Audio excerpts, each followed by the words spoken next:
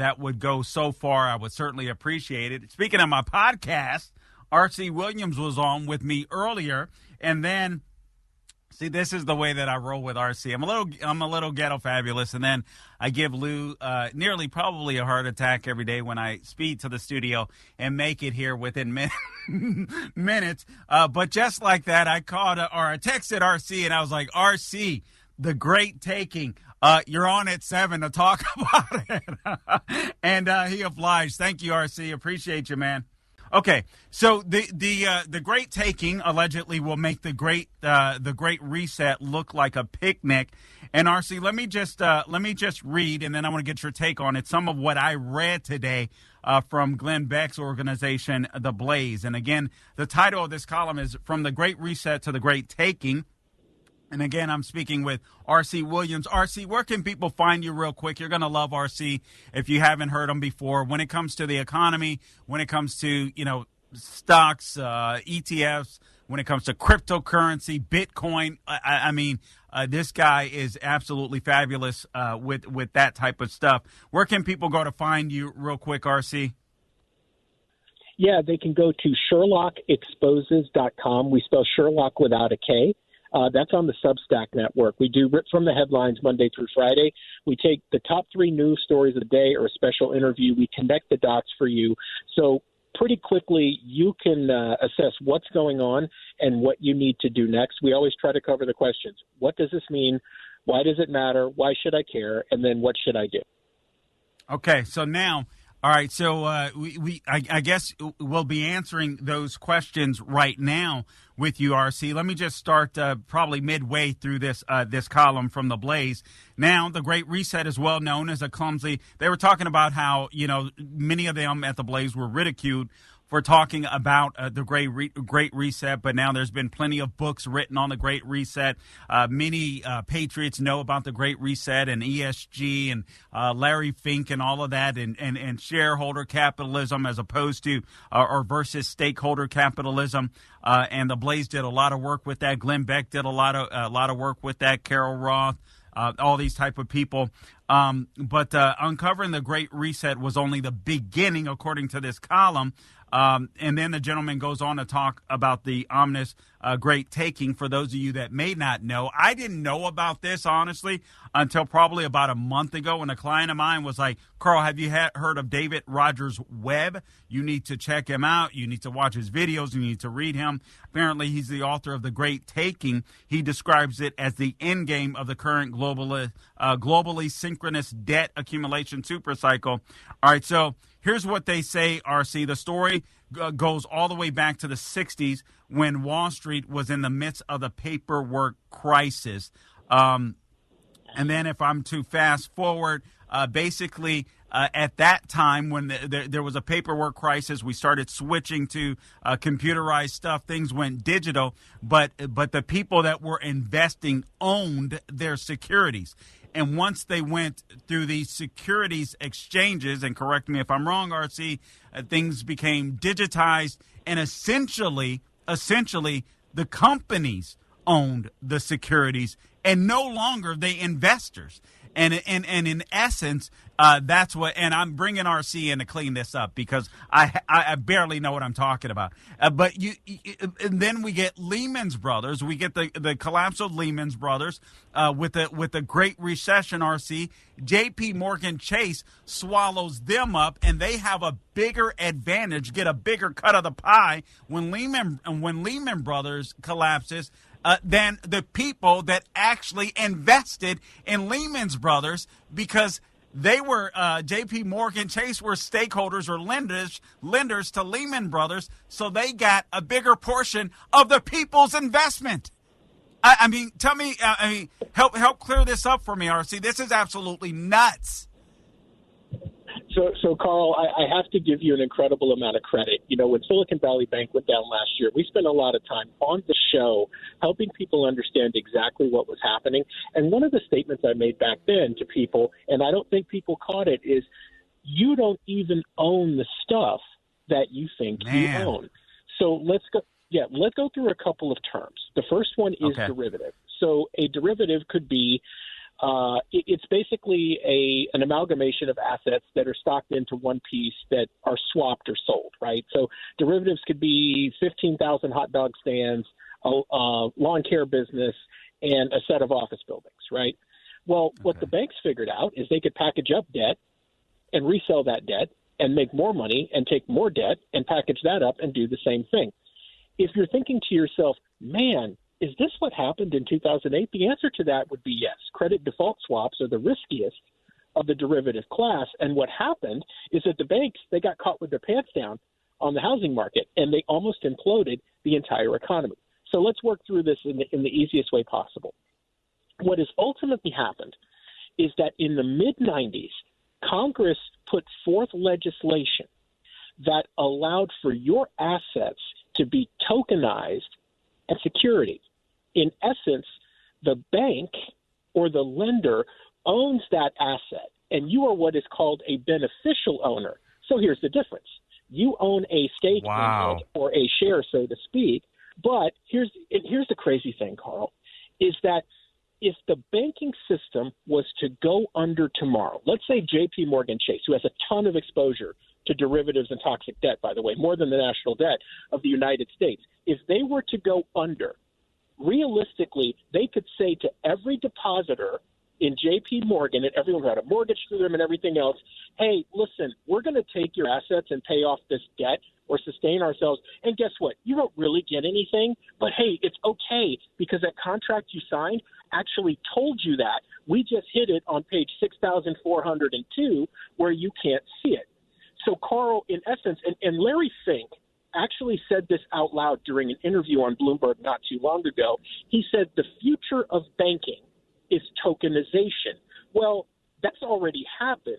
This is just the part where he lets you know, and he tries to make you feel good about the fact that you're about to get screwed over.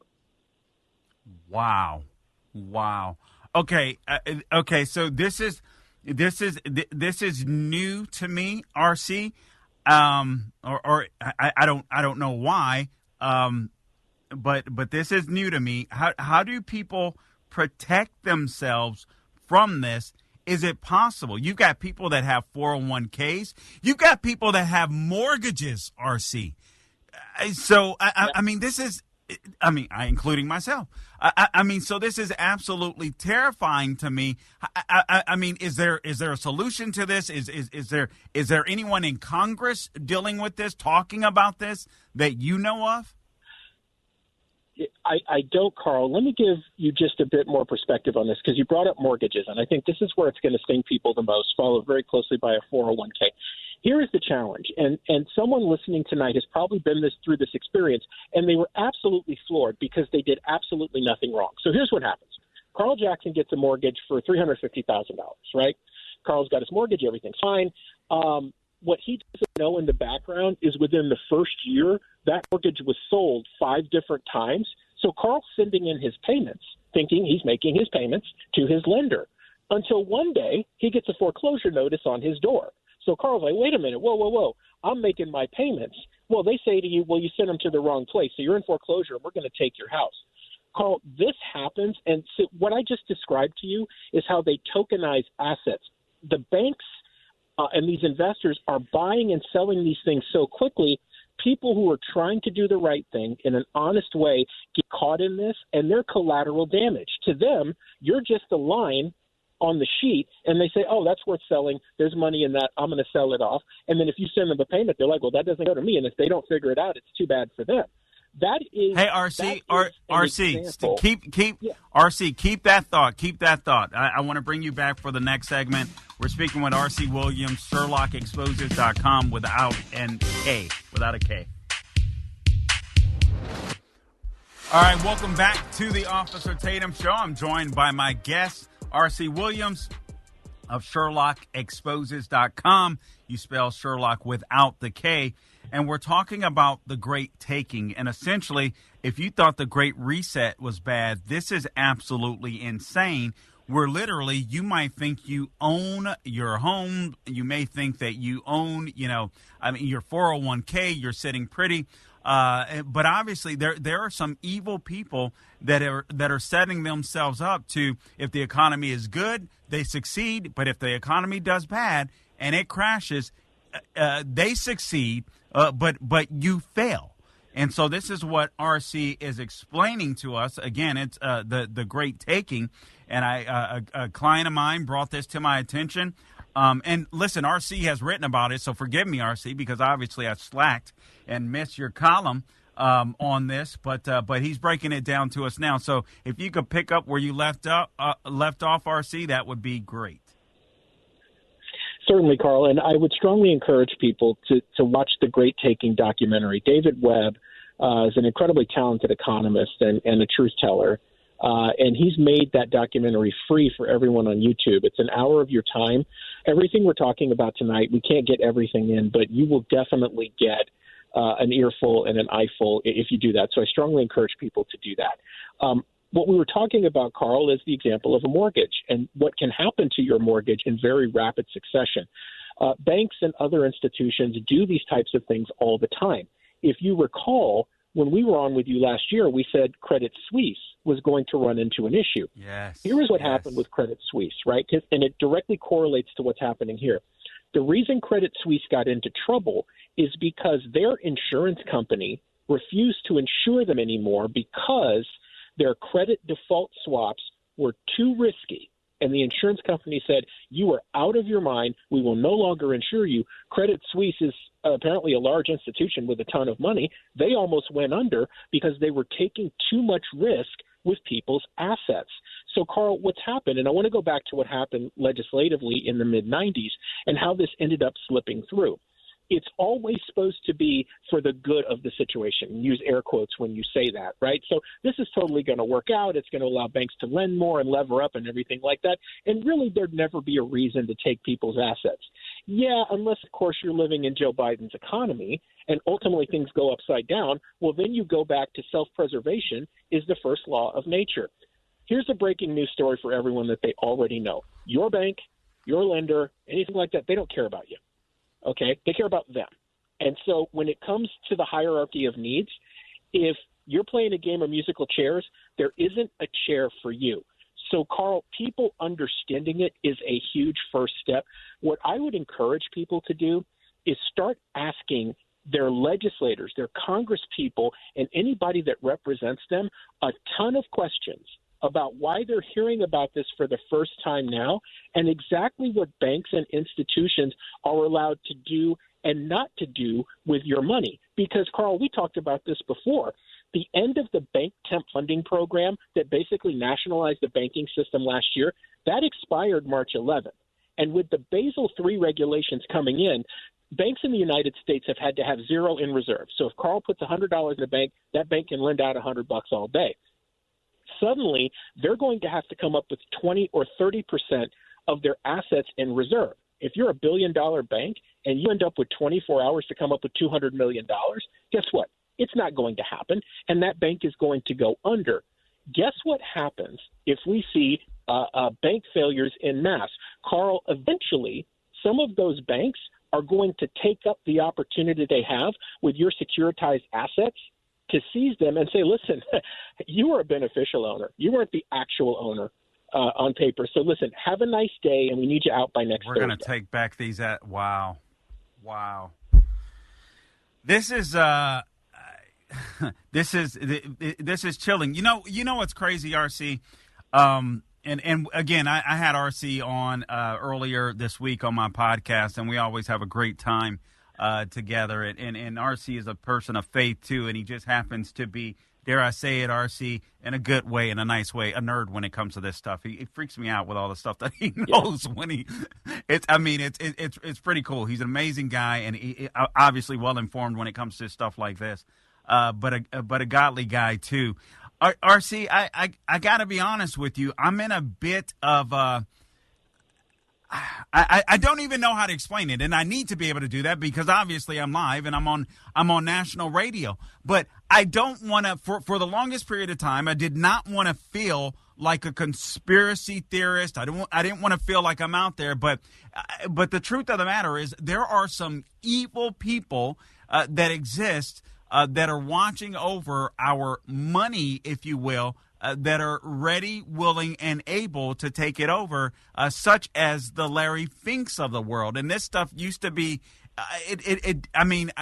it's hard to imagine people are that depraved, but they are, and the systems are in place that would cause us to fail. What do you suggest people do beyond getting more informed and knowledgeable? Are there some steps that you think people should take?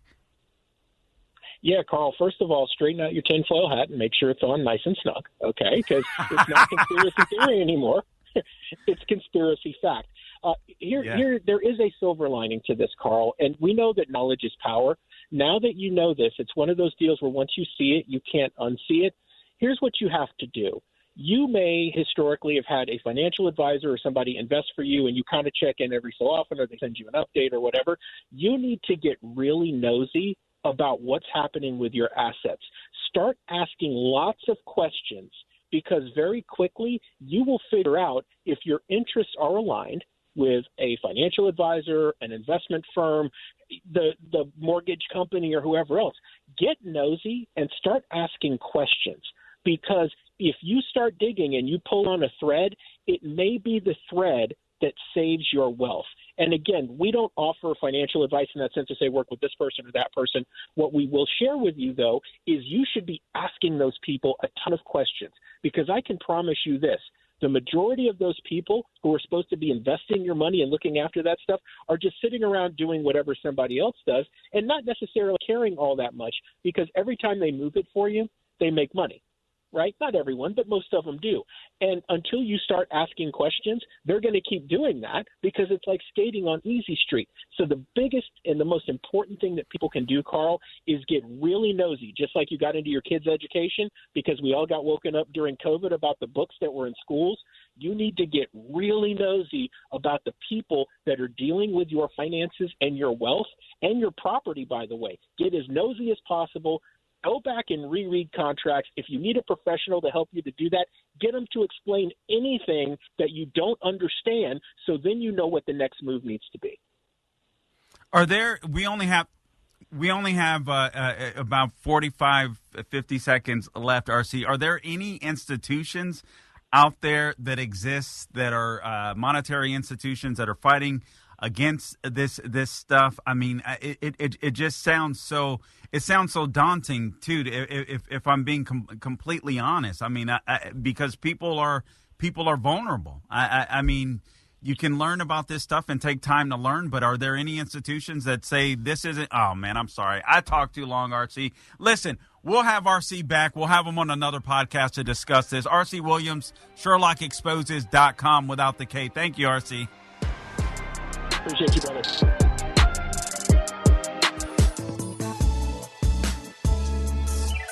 Welcome back to the Officer Tatum Show. The number to call in, 844-900-7243. Again, that number, 844-900-7243. I'm your guest host, Carl Jackson, sitting in for the Officer Tatum. And joining me are RC. I asked him to come back because I kept talking too much. So RC Williams of SherlocExposes.com, you spell it without the K, agreed to come back because I was asking. I mean, listen, RC, I mean, this is, again, conspiracy theory becomes conspiracy fact. Maybe it's just me, but I suspect that if I'm feeling this way, a lot of people are feeling unsettled, given the fact that we have this, in my opinion, this Marxist in the White House and Joe Biden. And he seems to cater to all of these left-wing radicals and these globalists that literally want to do some of these things that we're talking about. And we're talking about the great taking. And I'm just like, where can people escape to? You know, RC, one of the banks, I bank at a couple of banks, but one of the banks that I bank at is a smaller community-type bank. And those seem to be the safer places to go. But I'm not sure anymore hearing this.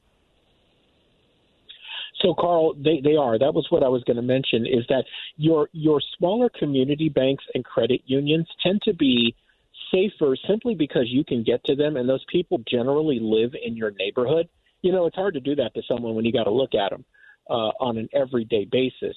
And they're going to need your support, too. You know, Carl, as this thing with Basel III kicks in and the bank temp funding is ending, some of the small to mid-sized banks are really going to take it on the chin. They either got bad information or they made risky bets and they're not going to survive. Here is what we did in our economic red alert from a couple of weeks ago. We actually linked to usbanklocations.com. We directly linked to the latest update on the amount of exposure, derivatives exposure, that all the banks in the U.S. basically have. And it starts at the top with J.P. Morgan, which has like $55 trillion. Your biggest banks are the ones with all the exposure. And if you're wondering why you hear stories about Bank of America and Wells Fargo suddenly losing people's deposits, there's a reason for that, because the system is shaking. That's another conversation. Here's the good news about that list. If you work your way down the list, you will see that there are a number of banks that are smaller that have zero derivatives exposure. And when you see that, it tells you that fiscally they've been thinking about stability versus anything else. So they do exist, Carl, and I think it's good for people to build that relationship because it's going to become necessary. I mean, ultimately, we know what the end game is here. The end game is the implementation of the central bank digital currency. And the government wants J.P. Morgan to be the banker of record, which is why they're trying to kill off smaller banks, because they only want you to have 3 or 4 choices, and then there's no exits, right? And if they get the CBDC done, Carl, all of this economic crime instantly goes away because now it's all digital, programmable money ran by the government.